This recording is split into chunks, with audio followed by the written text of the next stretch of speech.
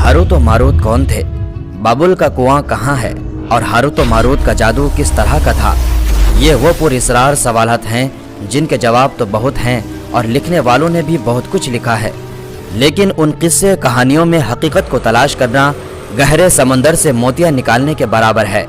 Harut व Marut के मुतालिक बुनियादी तौर पर दो तरह की रिवायतें मिलती हैं, एक जो कुरान व हदीस और ताबईन के अक़वाल में मौजूद है और दूसरी वो जो तौरात व इंजील और इसराइली रिवायतों में आती है, जबकि इसराइली रिवायतों को बेशतर उलमा व मौरख़ीन ने तायद की है। इस वीडियो में हम दोनों तरह की रिवायतों और वाक़यात को मुकम्मल पेश करेंगे। रिवायतों के मुताबिक हज़रत इदरीस अलैहिस्सलाम के ज़माने में एक मरतबा आसमान और ज़मीन के दरमियान से पर्दा को हटा दिया गया। फरिश्तों ने ज़मीन में आबाद इंसानों को देखकर ताज्जुब किया और बोले, या रब्बुल आलमीन, हम तो गुनाह के करीब भी नहीं जाते, जबकि बनी आदम गुनाहों में इतने मुब्तला हैं। अगर हम उनकी जगह होते तो कभी तेरी नाफरमानी ना करते। अल्लाह ने इरशाद फरमाया, इंसानों को गुस्सा और शहवत दी गई है, अगर ये चीज़ें तुम्हें दी जाए तो तुम भी इसी तरह गुनाहों में मुलविस हो जाओगे। लेकिन फरिश्तों ने कहा कि हम ऐसा हरगिज़ न करेंगे। लिहाजा अल्लाह के हुक्म से फरिश्तों ने अपनी जमात में से दो बेहतरीन इताअत गुजार फरिश्तों को चुन लिया, जिनका नाम हारूत और मारूत था।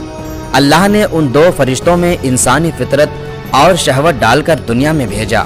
वह शहर बाबुल में दो खूबसूरत इंसान बनकर आए और काजी के काम पर मुकर्रर हो गए, जहां वो लोगों के दरमियान फैसला किया करते थे।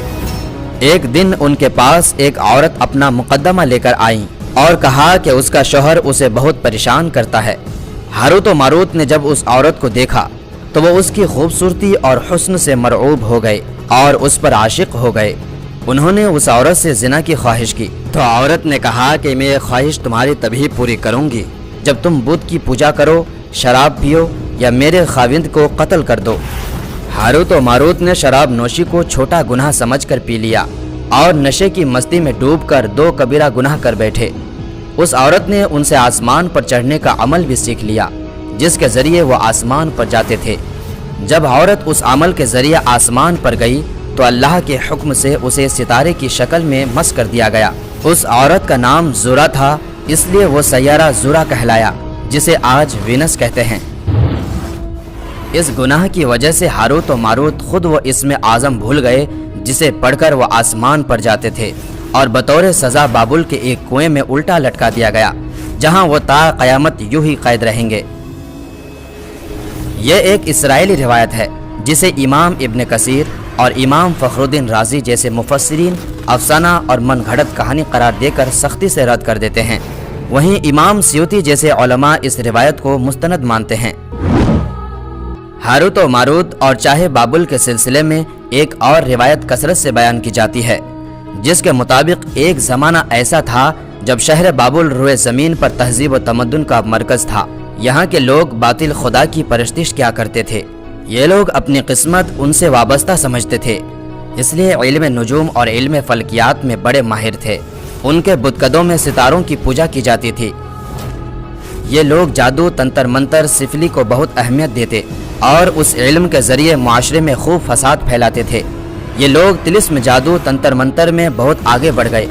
उनमें बड़े बड़े जादूगर मौजूद थे। उनकी तारीख़ी किताबों में जगह जगह जादू और तंत्र मंतर ही नज़र आता है।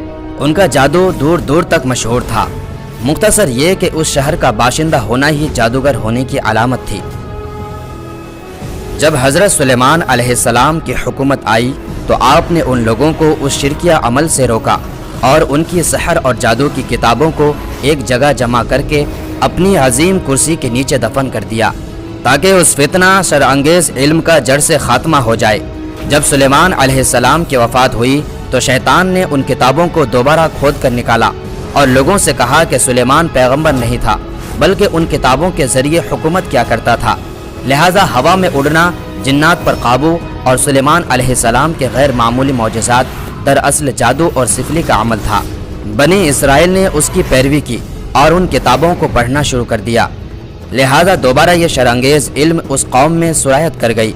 अल्लाह ने सुलेमान अलैहिस्सलाम पर लगाए गए इल्ज़ाम और तहमत की नफ़ी करते हुए सूरह बकरा में फरमाया है, और उन्होंने उस चीज़ की पैरवी की जो शैतान सुलेमान के बादशाहत के वक्त पढ़ते थे اور سلیمان نے کفر نہیں کیا تھا، لیکن شیطانوں نے ہی کفر کیا۔ لوگوں کو جادو سکھاتے تھے، اور اس چیز کی بھی جو شہر بابل میں ہاروت و ماروت 2 فرشتوں پر اتارا گیا تھا، اور وہ کسی کو نہ سکھاتے تھے جب تک یہ نہ کہہ دیتے ہم تو صرف آزمائش کے لیے ہیں، تو کافر نہ بن۔ لہٰذا جب یہ سحر کا علم بابل میں عام ہو گیا اور لوگوں کی تکلیف اور پریشانی کا باعث بن گیا، تو اللہ نے 2 فرشتوں کو انسانی صورت میں معمور کیا کہ وہ جادو کے عوامل اور اسے باطل کرنے کا طریقہ لوگوں کو سکھائے، تاکہ وہ جادوگروں کے فساد اور شر سے محفوظ رہ سکیں۔ لیکن یہ تعلیمات غلط مقصد کے لیے بھی ہو سکتی تھی۔ حالانکہ وہ فرشتے لوگوں کو تنبیہ کرتے تھے اور ان کے لیے صراحتاً کہتے تھے کہ یہ تمہارے لیے ایک طرح کی آزمائش ہے، لیکن پھر بھی وہ لوگ ایسے کاموں میں پڑ گئے جو انسانوں کے لیے ضرر اور نقصان کا باعث تھا۔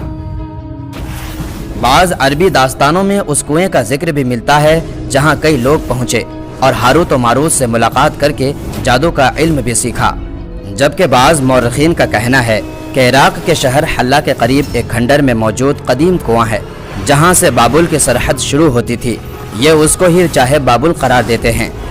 بہرحال اس واقعے سے یہ سبق ملتا ہے کہ سفلی اور جادو ایک شرکیہ عمل ہے، مگر یہ کہ اس کا استعمال فساد اور شرپسندی کے خاتمے کے لیے کیا جائے۔